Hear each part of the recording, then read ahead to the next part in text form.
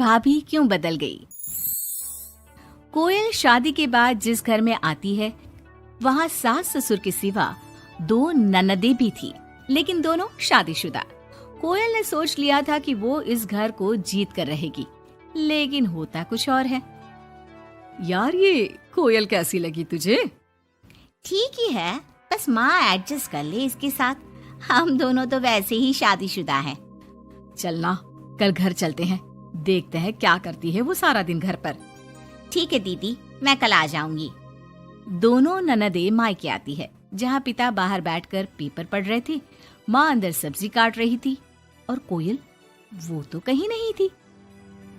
क्या पापा बाहर क्यों बैठे हैं? बहू ने निकाल दिया क्या? चलिए अंदर देखिए, कैसी लू सी चल रही है। चलिए तो। अरे नहीं नहीं, अंदर लाइट नहीं आ रही है, रोशनी भी कम है और हवा भी नहीं है। मैं तो कहता हूँ तुम दोनों भी जाकर चेयर यहीं लगा लो। क्या माँ, तुम क्यों काम कर रही हो? कहाँ है वो राजकुमारी? अरे सुबह से ही कोयल लगी है, मैंने अभी भेजा है जबरदस्ती कि जाओ जाकर लेट लो। पता नहीं क्यों इतना काम करती है। जब से आई है वक्त पर खाना पीना, वक्त पर दवाई, सब की जिम्मेदारी ले ली है उसने। वो तो हम भी कर रहे हैं ना माँ, अपने ससुराल में सभी को तो करना पड़ता है। उसमें वो नया क्या कर रही है? पापा के सफेद कपड़े कैसे पहले चमकते थे, अब देखो तो कितने मैले कुचैले लग रहे। कौन धोता है?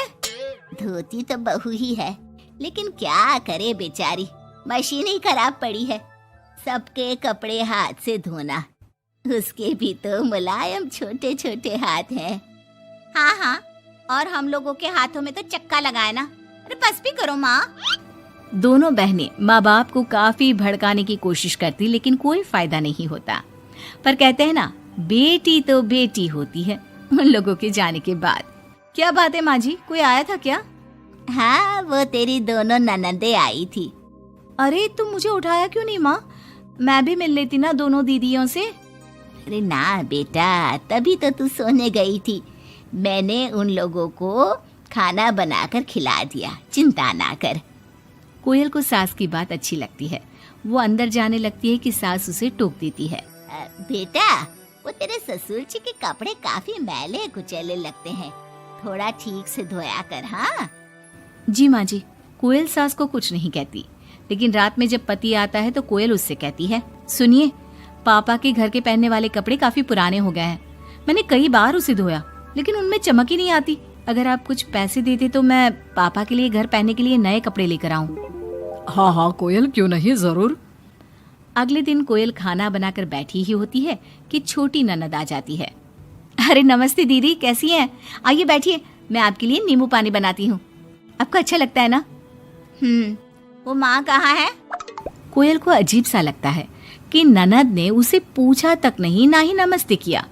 सामने से माँ आती है। माँ, वो मैं बाजार जा रही थी तो सोचा आपसे मिलती चलूं। अच्छा माँ, जरा नींबू पानी बना देना, बहुत मन कर रहा है। हाँ हाँ, तू बैठ, मैं बना कर लाती हूँ। कोयल को लगता है कि बेटी है, माँ के हाथ का स्वाद मिस करती होगी। इसमें बुरा मानने वाली कोई बात नहीं है। दीदी, मैं भी बाजार जा रही हूँ, आपके साथ ही चलती हूँ। ननद भाभी दोनों मार्केट जाती है, जहाँ कोयल ससुर जी के लिए कपड़े लेती है। क्या जरूरत है भाभी, पापा को उनकी पसंद के कपड़े ले देती ना, उन्हें ही यहाँ पर लाकर।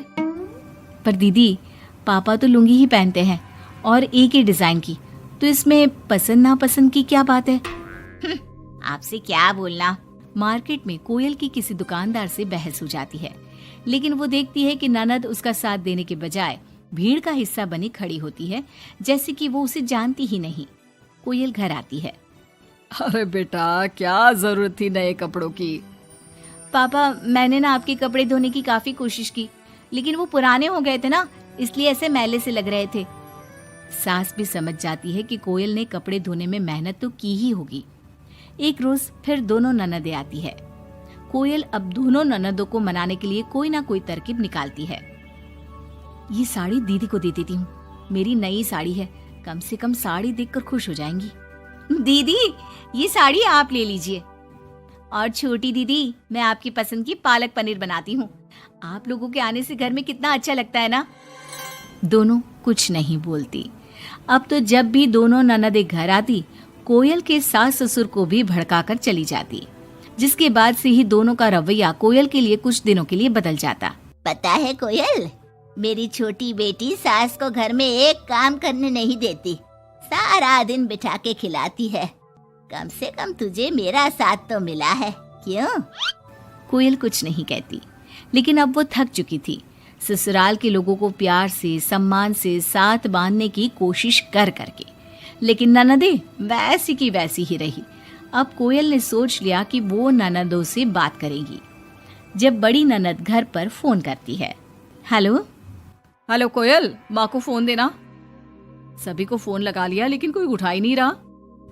ओह, तभी आपने मेरे फोन पर फोन किया दीदी, और वो भी सीधे माँ से बात करने के लिए। क्यों, मैं नहीं हूँ क्या? या मेरा हालचाल पूछने की आप लोगों को जरूरत ही नहीं है, या मुझसे मतलब ही नहीं है? क्यों? अरे नहीं नहीं, ऐसा नहीं है, वो वक्त ही नहीं मिलता ना घर के कामों को लेकर। दूसरी ननद से भी कोयल बात करती है, लेकिन वो भी वक्त और काम थकान का रोना रोने लगती है। कोयल को लगता है कि शायद उसकी ननदों से बात करके उसे सब सॉल्व कर लिया, लेकिन ऐसा होता नहीं है। ननदों का व्यवहार वैसा का वैसा ही रहता है, जिसके बाद कोयल भी कुछ ठान लेती है। एक रोज छोटी ननद घर आती है। कोयल भी उसे नमस्ते करके कमरे में चली जाती है। ना ही उसकी पसंद का खाना पूछती है और ना ही चाय। बड़ी ननद को भी कोयल फोन करना छोड़ देती है, और ना ही उन लोगों के स्टेटस चेक करती है, ना ही उन लोगों के आने पर हालचाल पूछती है। दोनों ननदों को कोयल का बदला रूप अच्छा तो नहीं लगता। क्या बात है कोयल भाभी, आपको हमारा यहाँ घर आना अच्छा नहीं लगता क्या? लेकिन हम भी क्या करें, मायका है, माँ बाप है, तो आएंगे तो सही ना। वो काम है थोड़ा, मैं अपने कमरे में जा रही हूँ। जो भाभी ननदों के आगे पीछे लगी रहती थी, उन लोगों के खाने पीने से लेकर हर बात का ख्याल रखती थी, उसका बदला रूप दोनों ननदों को अखरने लगता है। क्या बात है कोयल, अब हम लोगों से बात भी ज्यादा नहीं करती, ना ही फोन करती है। वैसे तो आप लोग भी मुझे कभी नहीं पूछती थी ना, आती तो सीधा माँ के कमरे में। फोन में मुझे तब करती जब घर में किसी का फोन ना लगता हो, और करती भी तो सीधे माँ से बात करा दो। मेरे हाथ का ना खाना खाती, ना सीधे मुंह बात करती। तो मैंने भी अपनी दुनिया में जीना सीख लिया है। अब मैं मस्त हूँ और खुश हूँ। नमस्ते।